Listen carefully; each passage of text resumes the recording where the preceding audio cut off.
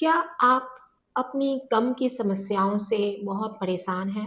आपके गम में स्वेलिंग हो जाती है और फिर वहाँ से ब्लीडिंग होती है। जब आप डॉक्टर के पास जाते हैं, डेंटिस्ट के पास जाते हैं, तो आपको सजेस्ट किया जाता है कि आप अपने गम की स्केलिंग करवा लीजिए, अपने दाँतों की स्केलिंग करवा लीजिए।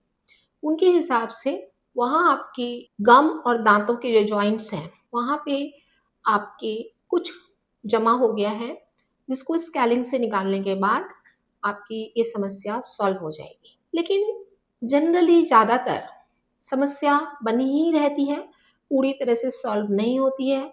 आप बार-बार स्केलिंग करवाते हैं और धीरे-धीरे आपको फ़ील होता है कि आपका गम आपके दाँत पर से लूज़ होने लगा है और आपको एक अजीब-सी चिंता सताती है। लेकिन डॉक्टर्स बोलते हैं कि ये बहुत ही सही ट्रीटमेंट है, क्योंकि जैसे आदमी नहाता है तो उसे कोई नुकसान नहीं होता, ऐसे ही स्केलिंग के द्वारा गम को कोई नुकसान नहीं होता। लेकिन मुझे भी ये समस्या थी और मैं एक लंबे समय तक इस तरह के ट्रीटमेंट से अपने दाँतों को बहुत नुकसान पहुँचाया। फिर मुझे असली कारण समझ में आया। गम ब्लीडिंग एक्चुअली डायरेक्ट मसूड़े और दाँतों की समस्या नहीं है, वो तो उनका फ्रूट है। आपका रूट कॉज़ कहीं अलग है। रूट कॉज़ है स्टमक हीट, आपकी एसिडिटी। एसिडिटी के कारण आपको गम से ब्लीडिंग होती है। जब तक आप अपनी एसिडिटी को ठीक नहीं करेंगे, आपकी गम ब्लीडिंग पूरी तरह से नहीं जाएगी। तो इसके लिए एक तरीका ये है कि आप अपने लोकल फ़ायदे के लिए मीन्स गम में डायरेक्ट फ़ायदे के लिए आप ऑयल पुलिंग करें। आपके मन में प्रश्न आएगा कि मैं किस ऑयल से ऑयल पुलिंग करूँ? आप इसका चुनाव खुद करें। हो सकता है कि आपको नारियल तेल सूट करे, हो सकता है आपको तिल तेल सूट करे और ये भी हो सकता है कि सरसों तेल सूट करे। ये आप खुद करके देख लें। कोई भी रिफाइंड ऑयल यूज़ ना करें, एक्स्ट्रा वर्जिन ऑयल्स ही यूज़ करने की कोशिश करें या कच्ची घानी का तेल इस्तेमाल करें। इसके अलावा आप अपने खाने में अल्कालिन चीज़ें ज़्यादा लें।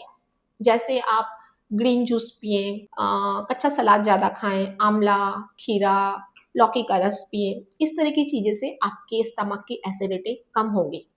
और हमारे पास बहुत ही इफ़ेक्टिव कलर थेरेपी है, जिसके द्वारा भी आपका स्टमक हीट कम हो जाएगा और आपकी गम ब्लीडिंग ऑटोमेटिक गायब हो जाएगी। आपको कहीं कोई स्केलिंग नहीं करवानी पड़ेगी।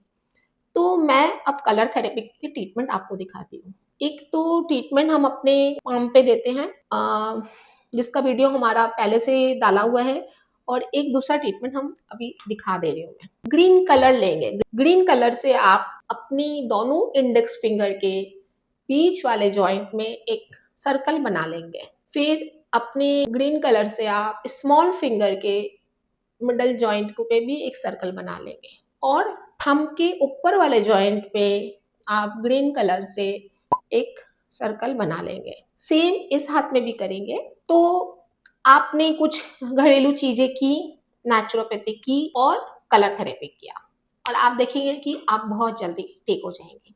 थैंक यू दोस्तों।